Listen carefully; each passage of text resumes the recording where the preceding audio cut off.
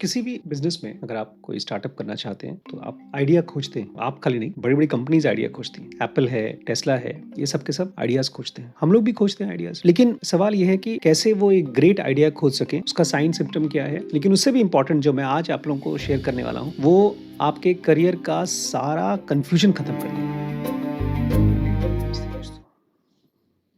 बहुत से लोग हैं जो स्टार्टअप पे काम कर रहे हैं। बट अगर ये सवाल आपका है कि क्या मैं एक बिज़नेस आइडिया पे काम कर रहा हूँ और वो ग्रो करेगा कि नहीं करेगा? मैं उसके लिए काम करूँ कि ना करूँ? वो अच्छा आइडिया है कि नहीं? तो आज का वीडियो उस कन्फ्यूज़न को हमेशा-हमेशा के लिए ख़त्म कर देगा क्योंकि मैं आज आपको 7 स्टेजेज़ बताना चाहता हूँ आइडियाज़ का और ये स्टेजेज़ मैंने लिया है एप्पल से। एप्पल का जो आईफ़ोन बना था, तो टोनी फेडल नाम के एक भाई साहब थे। उन्होंने एप्पल में काम करने के बाद एक दूसरी कंपनी बनाई। जानते हैं उसका नाम? क्या? Google nest. पहले उसका नाम नेस्ट था, फिर गूगल को उन्होंने बेचा। बहुत बहुत पैसे में बेचा, अरबों डॉलर्स में। उनकी इतनी क्लियर हिसाब-किताब है कि स्टेज 1 पे ये होता है, स्टेज 2 पे ये होता है। मुझे लगता था शायद कि स्टेज 1 पे आपको फंडिंग के बारे में सोचना पड़ेगा, स्टेज 2 में कुछ और है। ना, ना, ना। अगर आपके पास कोई रुपया पैसा नहीं है, केवल आप एक आइडिया अच्छा आइडिया खोज रहे हैं और वो आइडिया बड़ा हो सकता है, तो आज with the help of Google, YouTube, chat GPT इस तरह की चीज़ों से कोई भी इंसान अपने आइडिया की फिजिबिलिटी चेक कर सकता है और अगर वो बिज़नेस बड़ा होने वाला है, तो उसके ऊपर काम कर सकता है। क्योंकि बड़ी-बड़ी कंपनीज़ के पास भी लोग नहीं हैं, जो इन स्टेजेस को समझते हैं। इसलिए अगर आपने किसी तरह से इनको समझा, याद रख पाए, तो हो सकता है आपको कोई कंपनी जैसे गूगल ने इनको खरीद लिया भाई, इनकी कंपनी खरीद ली, इनके सारे एम्प्लॉइज़ खरीद लिए। इसलिए आजकल कहा जाता है it is very difficult to be a millionaire but very easy to be a billionaire. क्योंकि इस आदमी ने 3 पॉइंट सम बिलियन डॉलर की कंपनी बेची है, तो बिलियनर तो हो ही गए। लेकिन जो फर्स्ट स्टेप है, वो अब बहुत मुश्किल है, क्योंकि हर एक आइडिया अच्छा लगता है आपको। जो आइडिया दिमाग में आता है, वही अच्छा लगता है। तो ये 7 स्टेजेज़ हैं। इसका नाम मैंने दिया है। ये पूरा इतिहास उन्होंने बताया टोनी फेडल ने। हम लोगों ने इस पूरी सीरीज़ को दोस्तों dkbrains.com पे पर्सनल कोचिंग के ज़रिए हम आपको सिखाते हैं। तो ये नंबर है, उस पर आप कॉन्टैक्ट करिए। आप किसी भी स्टेज पर हैं, आप एक बहुत छोटी कंपनी है, 10 एम्प्लॉइज़ की, तो भी आपको ये लेसन काम करेगा। आप एक बहुत बड़ी कंपनी है, इसको हम नेशन स्टेज बोलते हैं, तब भी ये चीज़ काम करेगी। इस बीच में 3 और स्टेजेज़ होते हैं बिज़नेस के। कौन-कौन से? ट्राइब स्टेज, इसमें आपकी कंपनी 100 एम्प्लॉइज़ के करीब है, तब भी ये इनसाइट्स काम करेगी। ट्राइब के बाद आता है विलेज स्टेज, इसमें आपके पास 1000 के करीब एम्प्लॉइज़ हैं और विलेज से फिर सिटी स्टेज पर आते हैं, जहाँ पर आपके पास 10,000 एम्प्लॉइज़ हैं। तो अलग-अलग लोग अलग-अलग स्टेजेस में हो सकते हैं, but every company, every person is seeking that best idea, great idea. तो टोनी फेडल की हेल्प से हम लोग उसको समझ रहे हैं। इसमें बड़ा अच्छा-सा एक चीज़ है जो मैं वैभव को और आपको दोनों को हमेशा-हमेशा के लिए याद दिलाना चाहता हूँ। जितने भी हमारे सब्सक्राइबर्स हैं, ध्यान रखें, एक बहुत अच्छा आइडिया आपको पूछना होगा वो आइडिया कैसा है, कि वो पेन किलर है या विटामिन है। पेन किलर मतलब उसको नहीं खाया तो दर्द नहीं ठीक होगा और विटामिन मतलब बहुत अच्छा आइडिया है, बहुत अच्छा प्रोडक्ट है, लेकिन ज़रूरत नहीं लगती उसकी, कभी यूज़ कर लेंगे। विटामिन वो चीज़ है जो आपकी बॉडी को चाहिए, लेकिन आपकी बॉडी उसके बिना भी चल सकती है। आप 1 दिन मत खाओ, 1 हफ्ते मत खाओ, 1 साल मत खाओ या शायद पूरी ज़िंदगी मत खाओ, बॉडी अपने आप बना लेती है बहुत सी विटामिन्स। पेन किलर कोई ऐसी चीज़ को ख़त्म करते हैं जो आपको 24 घंटे परेशान कर रहा है। पेन किलर वो चीज़ है जो एक रेगुलर इरिटेशन है जिसको आप ख़त्म नहीं कर पा रहे हैं। तो कैसे आप अपना बेस्ट आइडिया खोजें? कोई ऐसा पेन खोजिए जो आपकी लाइफ़ में है। जैसे मैंने आपसे उस दिन पूछा था, कोई आदमी है जिसके पास पैसे नहीं है और वो हमारा कोर्स जॉइन करना चाहता है। तो आप उसको कौन-सा कोर्स बताएँगे, कौन-सा सीरीज़ बताएँगे देखने के लिए? आप चुप हो गई, क्योंकि ये प्रॉब्लम आपकी नहीं है अभी। गरीबी की प्रॉब्लम आपकी नहीं है। है? मेरी तो है। मैं अपने आप को मानता हूँ कि मैं अभी गरीब हूँ। नहीं तो आप अपने आप से पूछिए, मैंने आज उस बच्चे से पूछा जो रो रहा था, तुमने कोई वीडियोज़ देखी है मेरी? उसने बताया स्लीप की वीडियो देखी है। स्लीप उसकी प्रॉब्लम थी और एमआई की वीडियो भी देख रहा है क्योंकि स्मोकिंग उसकी प्रॉब्लम थी। तो आपके ग्रेट आइडियाज़ कहाँ से आएँगे? आपकी प्रॉब्लम में से और इसी में से ज़्यादातर स्टार्टअप्स निकल के आते हैं। ब्रायन चेस्की ने बनाया एयरबीएनबी, पता है क्यों? क्योंकि उसको बहुत महँगे होटल्स में रहने के लिए पैसे नहीं थे। तो लोगों के घर में खोजता था कि मैं किसी घर में, जैसे आप लोग वेडिंग क्रैशिंग बोलते हैं ना, वेडिंग क्रैशर। वेडिंग क्रैशर मतलब जो लोग बच्चे होते हैं ना स्कूल्स, कॉलेजेस में, हॉस्टल्स में, उनको अगर अच्छा खाना खाना होता है तो शादियों में घुस जाते हैं ऐसे ही। अरे थ्री इडियट में दिखाया तो था। तो ऐसे ही उसको भी अपने दोस्त-वोस्त खोजता था, उनके उनके दोस्तों के दोस्त खोजता था, किसी बड़े शहर में जाकर के होटल के बजाय उनके घर में रुकना। तो उसमें से वो आइडिया निकल के आया एयरबीएनबी का। अब सारे आइडियाज़ आपके लाइफ में से नहीं आ पाते, लेकिन हाँ, एक चीज़ आपको ज़रूर क्लियर करना चाहिए कि आप जिस आइडिया पर काम कर रहे हैं, वो क्यों कर रहे हैं? व्हाई? वो आइडिया क्यों इतना इम्पोर्टेंट है? देखिए, हम बात कर रहे हैं, आपका एक छोटी कंपनी है, बड़ी कंपनी बनानी है। इसके लिए आपको ढेर सारा पैसा चाहिए। या तो आप बैंक से पाएँगे या किसी एंजल इन्वेस्टर से, वेंचर कैपिटलिस्ट से। उसके लिए आपको ये 3 चीज़ करनी होंगी। 3 चीज़। आपको अपने आइडिया का व्हाई, कि क्यों वो आइडिया काम करेगा, ईज़िली, क्लियरली और पर्सुएसिवली एक्सप्लेन करना होगा। ईज़िली, क्लियरली और पर्सुएसिवली। प्रैक्टिस करना होगा। इसकी पूरी स्क्रिप्ट है, मैं आपको बताऊँगा। इसी सीरीज़ में WBX में ही दोस्तों, अगर आप हमारे साथ आते हैं, तो इसको भी करके दिखाएँगे हम, कैसे आप आइडिया को एक्सप्लेन करते हैं। Easily, clearly and persuasively. क्यों लोगों को इसकी ज़रूरत पड़ेगी? अब इसमें बहुत सी चीज़ें हैं। इसमें आप जब किसी को समझाएँगे तो पूछेगा कि तुम्हारे इस आइडिया में कौन-कौन से फीचर्स होने चाहिए? फिर वो पूछेगा कि इसका अभी टाइमिंग भी है कि नहीं? जैसे हमने अभी अपनी इसी स्टार्टअप की सीरीज़ में पढ़ा था, कैसे अमेज़न के पहले एक कंपनी आई थी जिसकी $800 मिलियन की फंडिंग थी, खत्म हो गई क्योंकि टाइमिंग सही नहीं था। लोगों के पास इंटरनेट नहीं था। अब हर घर में फ़ोन में इंटरनेट है। प्लस बहुत से आइडियाज़ जो हमको बड़े पसंद हैं, हो सकता है उसका मार्केट साइज़ ही बहुत छोटा हो। या हो सकता है बहुत अच्छा मार्केट साइज़ हो, लेकिन मैं बहुत जल्दी ही उस आइडिया को छोड़ रहा हूँ। 7 स्टेजेस क्या हैं एक आइडिया के? सबसे पहला स्टेज है यूरेका शॉक। यूरेका शॉक जब हम समझते हैं? जब आपके दिमाग में एक आइडिया आता है, यार ये तो बहुत ही कमाल का आइडिया मैंने सोचा है। पहले किसी ने क्यों नहीं सोचा? एक ऐसा लड्डू बनाएँगे, उसमें शुगर नहीं होगा, प्योर प्रोटीन होगा। क्योंकि मार्केट भी क्लियर है, बेचारी जो प्रेग्नेंट लेडीज़ होती हैं, ऑलरेडी उसको यूज़ करती हैं, घरों में सिठौरा बनता है, हल्दी वाला लड्डू, तो उसको हम बनाएँगे और ब्रांडिंग करेंगे और बस बेचेंगे। अरे यार, लोग ब्रांडिंग क्यों नहीं किए इसको? तो बहुत अच्छा आइडिया है। ये है यूरेका शॉक। आपको लगता है, यार मुझे भगवान की कुछ आकाशवाणी हुई है, आइडिया हो गया मुझे। अब मैं सेकंड स्टेप पे ले आता हूँ, जिस पर आपका आइडिया खत्म हो गया। ज़्यादातर बिज़नेसेस इस सेकंड स्टेज पे खत्म हो जाते हैं। उसको बोलते हैं reality check stage. Reality check में आपके पास एक बहुत अच्छा आइडिया था, लड्डू का आइडिया था, उसके बाद आप लाते हैं मार्केट से, या जैसे हम लोगों ने शर्ट-वर्ट का सोचा था कि बहुत अच्छा शर्ट बनाएँगे एकदम यूनिक कलर ब्रांड में, मार्केट से सामान लेकर आए, दिया टेलर को, टेलर ने सड़ा दिया।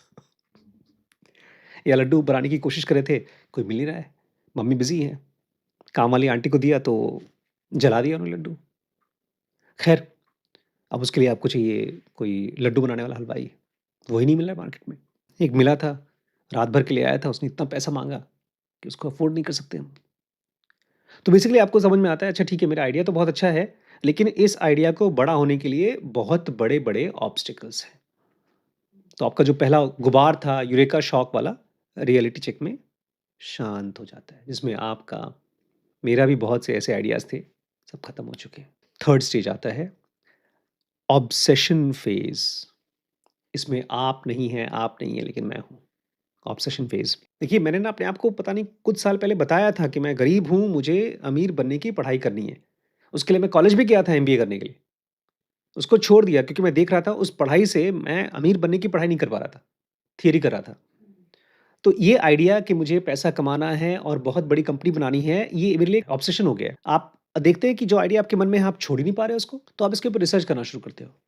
आप अगर जैसे आइडिया मैन हो, डिज़ाइन मैन हो, तो आप उसके ऊपर स्केचिंग करते हो कि मेरा ये प्रोडक्ट ऐसा दिखाई देगा। अगर आप कोडर हो, तो कोडिंग करना शुरू करते हो, लिखना शुरू करते हो, उसके छोटे-छोटे प्रोटोटाइप्स बनाते हो।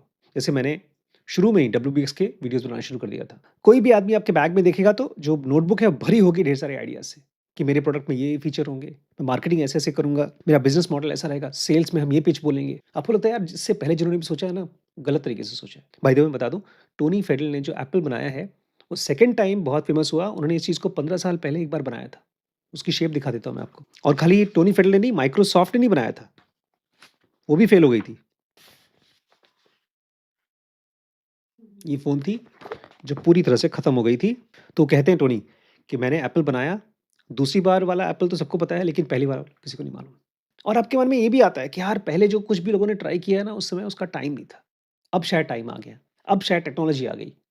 जैसे मुझे लगता था पर्सनली, अब लगता है specially with the coming of AI, हमारे लिए एक बहुत ही पावरफुल ब्रेन बाहर आ गया। हम सोचने का काम करें, ब्रेन बेचारा जम्बल्ड अप है। अगर मैं सोच रहा हूँ यार मेरा कलीग है, वो बहुत परेशान रहता है, मेरे को अपना दुश्मन मानता है, क्यों? फिर मेरा ब्रेन बोलता है बेवकूफ़ है इसलिए। लेकिन फिर पहला ब्रेन बोलता है बेवकूफ़ है तो उसका सॉल्यूशन क्या है? समझ में नहीं आ रहा। I can think through an AI कि मुझे बताओ कि मेरी क्या-क्या मिस्टेक्स हो सकती हैं, क्या-क्या चीज़ें मैं ट्राई आउट कर सकता हूँ। वो एक एक एआई है जो आपके लिए सोच रहा है। तो हो सकता है आपके आइडिया का पहले टाइम नहीं था, अब टाइम हो। अगर आप इस स्टेज तक पहुँच गए हैं जहाँ पर मैं था, ऑब्सेशन फ़ेज़ में था। लेकिन अब उसके बाद आज 2026 में मैं पहुँच गया हूँ 4th स्टेज पे, डीप डाइव कमिटमेंट। मैंने एक बड़ा-सा इन्वेस्टमेंट किया है ऐप में। अब मेरे लिए ये ऑप्शन है ही नहीं कि मैं इस आइडिया को छोड़ दूँ, क्योंकि अब मैं डीप डाइव कमिटमेंट में आ गया हूँ। अब आपके लिए ये रियल होने लगा है। आप इसके अंदर घुस के देखना शुरू कर देते हैं। अब आप और गहरे से सोचते हैं कि नहीं, नहीं, नहीं, देखो मुझे करना तो है, प्रैक्टिकली सक्सेसफुल बनाना है अपने इस आइडिया को। लेकिन इसमें कौन-कौन सी चीज़ें मेरे असम्पशन्स हैं, कौन-कौन सी चीज़ें मेरी फैक्चुअली डाटा है। ठीक है, दुनिया में बहुत से लोगों को अमीर बनना है, लेकिन क्या पता ज़्यादातर लोगों को अमीर केवल दिखना है या आलसी रहना है, या जो भी फैक्ट क्या है, ये तो मेरा आइडिया बड़ा अच्छा लग रहा है, दुनिया अमीर बनना चाहती है, एनलाइटन होना चाहती है, लेकिन क्या पता उसमें ढेर सारे असम्पशन्स हो। तो आप डीप डाइव कर रहे हो, क्योंकि अब आप अपने आप से ये पूछ रहे हैं कि क्या ये आइडिया सचमुच में स्केलेबल है, परस्यू करने लायक है? इसके पहले का क्या था? पहले तो बहुत खुश हो गए, फिर रियलिटी चेक आया, 90% बिज़नेसेस वहीं खत्म हो जाते हैं। मतलब वो आदमी उसके ऊपर ट्राई भी नहीं करता। इवन जो करियर का सवाल है, मैं अपने आप को बार-बार बोलता हूँ, अगर मुझे वापस भेज दिया जाए तो अब मेरी क्लैरिटी ये है कि मैं जाकर सीधे ही 12th के बाद कुछ करूँगा तो बिज़नेस से रिलेटेड होगा। शायद बीबीए, एमबीए या समथिंग लाइक दैट। लेकिन ये इसलिए क्योंकि मुझे पता है कि मुझे किसी बिज़नेस के ऊपर काम करना है। और फिर मैं कोई ऐसी प्रॉब्लम खोजूँगा जो मेरी प्रॉब्लम है, और मेरी प्रॉब्लम है भाई, मेरा obsession with thoughts, mind fogging. School ने मुझे वैसा नहीं पढ़ाया जैसे मैं पढ़ना चाहता था। थर्ड फेज़ ऑब्सेशन आएगा, मैं उसी के बारे में पागल रहूँगा जो मैं था पिछले साल से, कई साल से। अब पहुँचा डीप डाइव कमिटमेंट, और यहाँ पर आपने एक तरह से हर सवाल को डीपली पूछना शुरू किया। जैसे मैं आजकल कोई भी वीडियो बनाता हूँ, तो मैं रैंडमली किसी किताब से उठा के नहीं बनाता हूँ।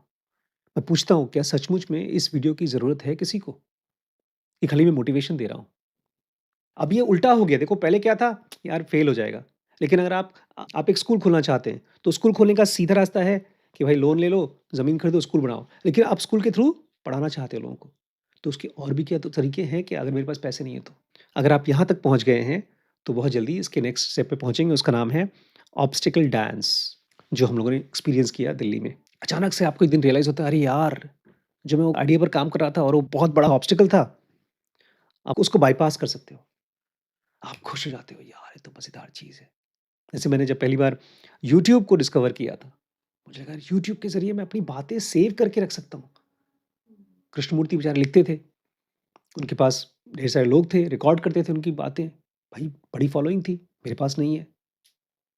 बट मुझे पता चला कि यार यूट्यूब एक ऐसा प्लेटफ़ॉर्म है जहाँ पर हम अपलोड कर सकते हैं। ऑब्स्टिकल डांस में आप बड़े खुश हो जाते हैं कि मैंने एक बहुत बड़ा ऑब्स्टिकल को बायपास कर लिया, और फिर आपका बहुत जल्दी वो थ्रिल खत्म हो जाता है, नया रोड ब्लॉक आ गया। पर यार ये काम नहीं करेगा। इसको ऑब्स्टिकल डांस क्यों बोलते हैं? क्योंकि फिर से जो ऑब्स्टिकल आया है, आप उसके अराउंड खोज रहे हो, दोस्तों से पूछ रहे हो, नेट पे सर्च कर रहे हो, चैट जीपीटी से आइडियाज़ ले रहे हो, किसी ने उस टाइप का काम किया उसको देख रहे हो, और फिर आपको एक और ऑब्स्टिकल को बायपास करने का स्टेप आ गया। ऑब्स्टिकल डांस है ये।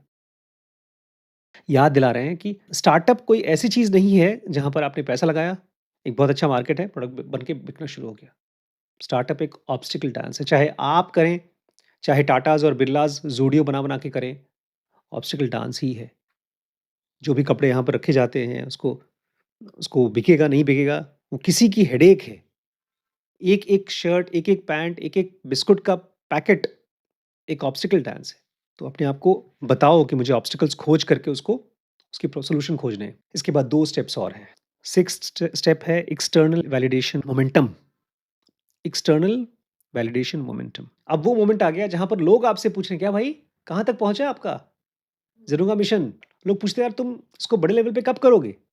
मैं कैसे इसमें पैसा लगा सकता हूँ?" लोग आपसे कॉन्शियसली पूछते हैं। एप्पल के बारे में कहा जाता है, बहुत अच्छी बुक थी, उसमें इन्वेस्टर्स आकर खड़े हो गए एप्पल के ऑफिस के सामने, हमको चाहिए, इन्वेस्ट करना ही करना है। वो लिटरली वहाँ पर 2 घंटे, 4 घंटे स्टीव जॉब्स बोलता है, "मुझे नहीं चाहिए पैसा।" बोलते नहीं, पैसा लेना पड़ेगा। बहुत पुरानी बात है ये। हर एक प्रॉब्लम आपको नए सॉल्यूशंस के लिए पुश करती है और हर एक सॉल्यूशन आपको एक्साइट करती है अपने आइडिया के बारे में। यार मैंने बहुत कमाल की चीज़ खोजी लगता है। फिर आता है last stage, the point of no return. अभी भी आपको पता है कि ढेर सारे अननोन चीज़ें हैं बिज़नेस में, मुझे नहीं पता है, लेकिन अब कम से कम आपको अननोन अननोन नहीं है। अब आपको बहुत सी चीज़ें नहीं पता, लेकिन आपको मालूम है मुझे मार्केटिंग में बहुत सी चीज़ें नहीं पता। मुझे 10 लाइसेंस लेना होगा तो कैसे मिलेगा नहीं पता, लेकिन लाइसेंस के बारे में पता है कि मुझे वो लेना है। अब आपको अपने प्रोडक्ट से रिलेटेड जो स्पेस है उसको आपको समझ में आ रहा है। अब आपको दिख रहा है कि ये बिज़नेस क्या बन सकता है और ये मोमेंट है जहाँ पर अब आपको मोमेंटम मिलता है। मतलब आपकी एक फ़ोर्स ताकत मिलती है। अब आपको ऐसा लगता है कि यार सब कुछ जो मैंने किया है ना वो सब धीमे-धीमे इकट्ठा हो रहा है। कमिंग टुगेदर बोलते हैं उसको। अब आपको फ़ील होता है कि हाँ, मैंने सही डिसीज़न लिया।